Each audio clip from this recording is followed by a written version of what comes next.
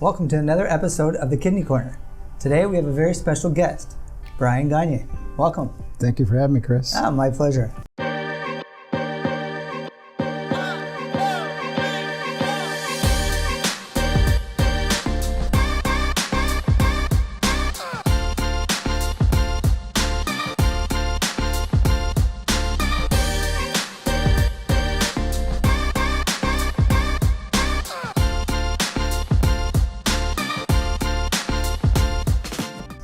So, tell me a little bit about you. For those of the viewers that may not know, who are you? Well, I'll start off with I'm your father. Yes, you are. And we used to be business partners. Mm-hmm. Yeah, we still are. And we started Hema-Tec 28 years ago with nothing more than a couple of running machines. And we've got a few more than that now. We sure do. Yeah. We've grown quite a bit over the years. Yes, we have. We're a bigger family, aren't we? We are big. Yeah, so for the viewers out there, some of you that do know you, the very first team member that you ever hired was? Tony Bujani. And he's still around. He's now our educator. So you must be doing something right. Well, I don't know. Glenn and all those guys are still... Tony. Yeah. Yep. Steve Sloan. Mm-hmm. Yeah, April. Yeah. Yeah, they're all here. All here. Yeah, key roles. Mm-hmm. So tell me a little bit of history of, before it got into dialysis, what led you to the opportunity of starting a dialysis company? Basically, the experience that I gained at Henry Ford Hospital when I first came over as a nurse and worked in the ICU and the ER, and I saw an opportunity in dialysis, and so I went into the acute dialysis area, and from there we did a lot of the perfusion and apheresis and dialysis and cell savers, but it was mostly dialysis, and with a couple good residents like Dr. O, who went on to be a head of the vascular department at St. John's, we did a lot of organ procurement for 2 or 3 years, set that up through Henry Ford. So kidneys just came real quick. So you were a dialysis, mm-hmm. and you performed a lot of treatments, but then you got out of it. Well, I went back to school. I had finished my bachelor's in nursing and got a master's in healthcare administration and landed a job at one of the bigger hospitals in finance and senior management, and spent 8 years doing that, but something kept calling me back. I think there was two things. The reason I went into nursing was to take care of patients and the passion for trying to help people. That was always just nagging at me and missing. And the second one was I always wanted to be an entrepreneur. And how could I fit that into what my passion was? Mm-hmm. So I took a buyout, and my lovely wife Vicki said, okay, we've got each got $1,000 into this, and let's do it. And we worked hard, 7 days a week, 24 hours a day. We were on call, one hospital. We were fortunate to get Montsecours and Grosse Pointe, and then, added a few from there. And you've been with me every step of the way. Yeah. So starting a company, a dialysis company, which is probably not easy to start. Mm-hmm. What was your biggest challenge that you faced? What was the biggest challenge? Trying to get all the treatments and then the people. I was fortunate really in the beginning to get guys like Tony and Glenn, that just wanted to work. And this is what they loved as well. So trying to get that mix and then getting another contract. I did cases. It wasn't a thing that I was making a lot of money with the other people who were working. So it was just a lot of hours. But most of the time it didn't feel like work. So it wasn't. So you started with one hospital. Mm-hmm. Do you remember how many treatments you guys did in a month? If we pushed 30 treatments, we would be doing good. And we didn't make much money the first 2 or 3 years. Yeah, we would buy the ROs, and I think we leased the machines at that time. Only had 2 and 2. So you started with 2 dialysis machines and 2 water machines. Yeah. Mm-hmm. Doing approximately 30 treatments a month. Yeah. And to give a little bit of reference, we do about sometimes 60 to 80 treatments a day, mm-hmm. out in the field. Our team across Michigan, anywhere from 1,000 plus treatments a month. So we've come a long ways. That's way more than 2 machines. That's an understatement. We've come a long way.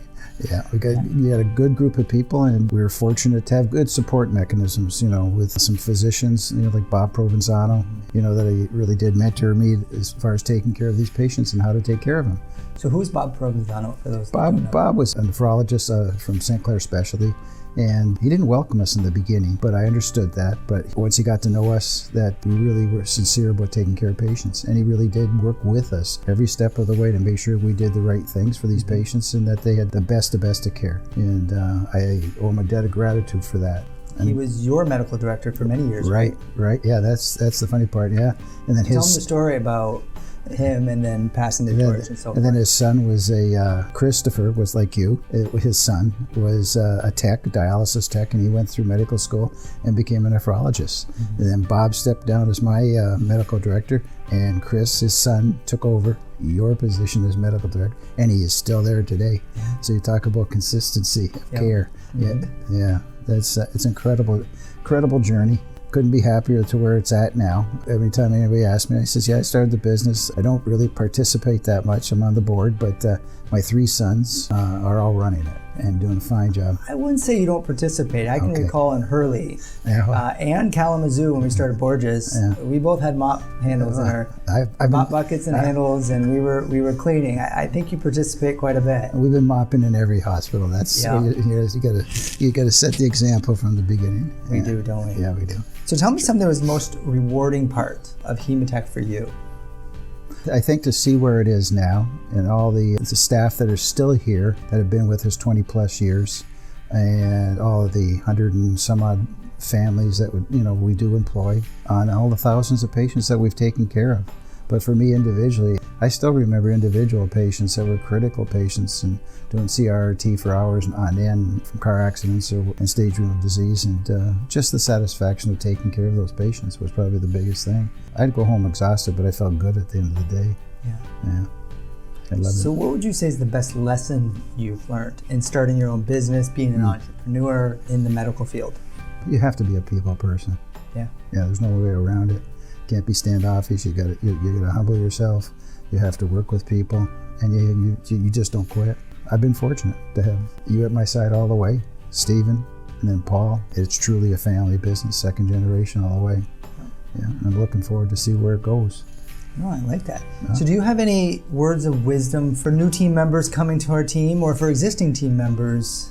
Well, I think everybody plays a role in taking care of the patient. The end result is patient care. The quality of that patient care is hard to define for these patients that are in the hospital, but everybody plays a role in that, and that it takes a team to do it. So what are the next steps for you?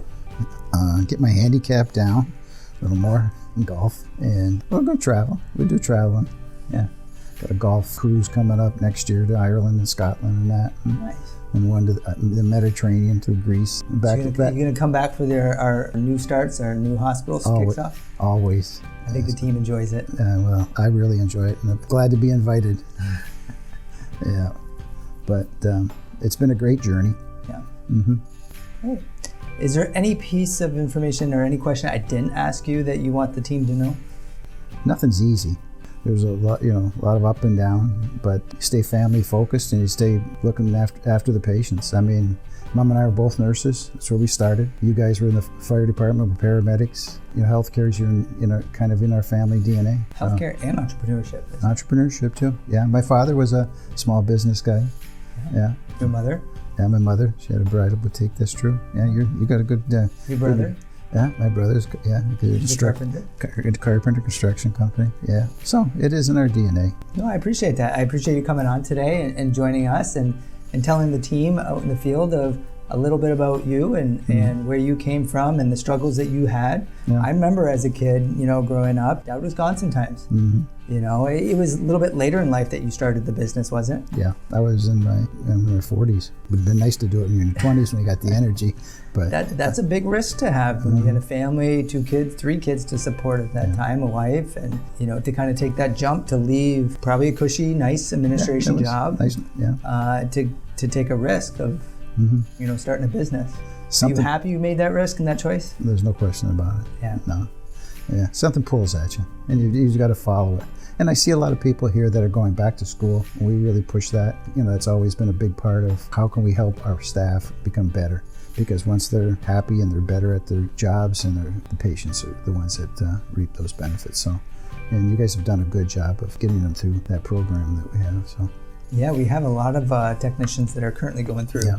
And getting their nursing degree, and we're happy to help and support. It's all about lifting people up, not pushing people down. Yeah. I think we've always said that. So now being a little bit, you're not running the day-to-day. You're not taking calls, countless times a week. You're not working 16-hour days. What do you enjoy most about it now? Just that freedom. I enjoy spending the time with your mother. We have a great group of friends down south that we take a cruises with, we golf with all the time. It's a real social activity. So just being free like that. Yeah, putting the top down and going for a nice ride and every day. Well, you deserve it. You put a lot of hard time and effort, and you made that commitment. And we're proud with the legacy that you leave us here today, and that we can build and grow upon and do what we do, but now do it for more people. And that's exciting, and I'm sure you feel that on a daily basis, all the great things that we're doing here today. You never thought back in the day we'd be doing a podcast. Podcast? I didn't know what a podcast back was. then we didn't know what a podcast was, did we? We didn't have cell phones when I started either. Pretty well. So did you guys have pagers? How did you communicate to each other? We had pagers. Yeah. So if you went out golfing, you got a page. Dr. Noah and I went a few times. And by the second hole, we had 3 pages. We walked back into and make a phone call. It was a lot different back then. The technology wasn't there. You didn't have AppSheet. No. You didn't have Telmed. No, didn't have nothing. No. No. It was all paper. Yeah, and paper and a telephone. Tony, you got to go in.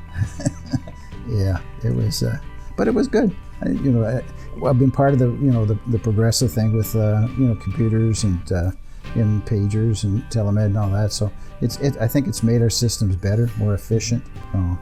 So I'll leave it with my last question. Okay. And my last question for you is, as a family-ran company, Hema-Tec, in the medical industry doing acute blood therapies, what do you think is our difference, our secret sauce, the things that we do better, our core value?